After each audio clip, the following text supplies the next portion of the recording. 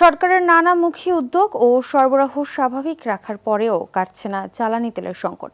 শুক্রবার বন্ধের দিনেও রাজধানীর পেট্রোল পাম্পগুলোতে দেখা গেছে যানবাহনের দীর্ঘ লাইন। বেশিরভাগ পাম্পে নেই তেল, রশি টেনে বন্ধ করে দেওয়া হয়েছে প্রবেশপথ। ঘন্টার পর ঘন্টা অপেক্ষা করেও চাহিদা অনুযায়ী তেল না পাওয়ায় সাধারণ মানুষের মধ্যে দেখা গেছে তীব্র ক্ষোভ। প্রয়োজন মতো তেল পাচ্ছেন না গ্রাহকরা, এতে চরম ভোগান্তিতে পড়েছেন পরিবহন চালকরা।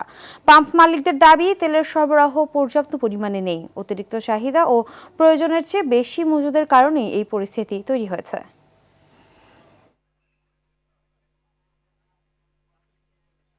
সিস্টেম করতো একটা গাড়ি মাসে 10 লিটার তেল পাবে বা 50 লিটার তেল পাবে বা 100 লিটার তেল পাবে, এটা একটা রেজিস্ট্রেশন করে দিলে পরে তাহলে আমাদের এই বিড়ম্বনা থেকে হয়তো মুক্তি পেতাম।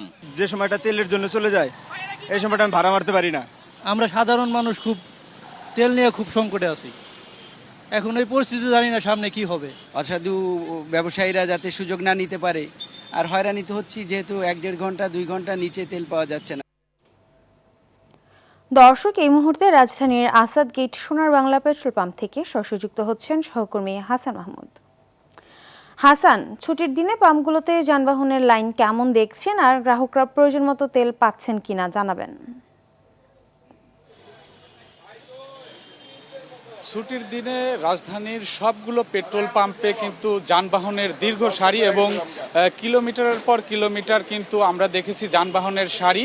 আমরা দেখতে পেয়েছি এই যে সোনার বাংলা পেট্রোল পাম্প, এই পাম্পে এখন খনিজ সম্পদ ও জ্বালানি মন্ত্রণালয়ের নির্বাহী ম্যাজিস্ট্রেট তিনি রয়েছেন। আমরা যদি সরাসরি একটু এখানকার যে নির্বাহী ম্যাজিস্ট্রেট তার সঙ্গে কথা বলতে চাই।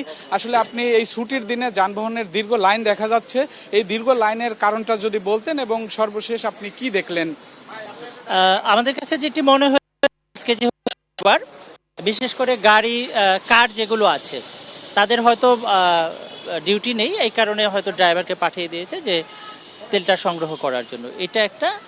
আর এখানে বাইকাররাও আছে, বাইকারদেরও দীর্ঘ লাইন। তো এক হচ্ছে আমরা দীর্ঘ লাইন সব জায়গায় পরিলক্ষিত করছি, হয়তো এটি মানুষ একটি আতঙ্ক বা তাদের শঙ্কার জায়গা থেকে তারা এই ধরনের তেলটা নিচ্ছে। হয়তো আমরা আপনাদের সাথে দেখলাম যে কিছু গাড়ি পরীক্ষা করলাম, গাড়িতে দেখা যাচ্ছে কারগুলোতে হয়তো অলরেডি 40 লিটার তেল আছে, তিনি আরও 10 লিটার তেল ভরছেন। তো জিজ্ঞাসা করলাম কেন, হয়তো তিনি জবাব দিচ্ছেন যে দূরে যাবেন, হয়তো টাঙ্গাইল যাবেন, ময়মনসিংহ যাবেন বা নরসিংদী যাবেন এরকম। তো প্রত্যেক গাড়িটাই কিন্তু তারা বলতেছে দূরের যাত্রায় যাওয়ার জন্য তার যে রিজার্ভ আছে, যেটিতে হয়তো সে আরও 5-6 দিন বা গাড়িটা চালাতে পারতো ঢাকার মধ্যে থাকলে বা আরও বেশি, কিন্তু তিনি বলতেছেন দূরে যাবেন এই কারণে। আজকে কি কোনো জরিমানা বা কোনো কিছু করা হয়েছে? না, এখন পর্যন্ত আমরা কোনো ধরনের অর্থদণ্ড বা কারাদণ্ড দেইনি। আপনি শুনছিলেন এখানকার যে নির্বাহী ম্যাজিস্ট্রেট তিনি কিন্তু তদারকি করছেন এবং এখানকার রাজধানীর বিভিন্ন পাম্পগুলো তিনি সরজমিনে পর্যবেক্ষণ করছেন। তিনি আমাদেরকে যেটি জানিয়েছেন যে অতিরিক্ত মজুদের কারণেই কিন্তু এই যে দীর্ঘ সারি সেটি তৈরি হয়েছে।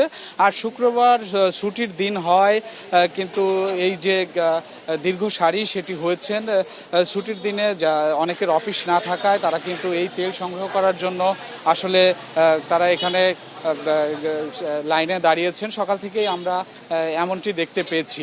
অন্যদিকে সরকার কিন্তু এই জ্বালানি সাশ্রয়ের জন্য বেশ কিছু উদ্যোগ গ্রহণ করেছেন, তার মধ্যে অফিস আদালত সীমিত করে 9টা থেকে 4টা পর্যন্ত এবং ব্যাংক 3টা পর্যন্ত। অন্যদিকে যে সমস্ত শপিং মলগুলো রয়েছে সেই শপিং মলগুলোও কিন্তু 6টার মধ্যে বন্ধ করে দেওয়ার ঘোষণা দিয়েছেন সরকার।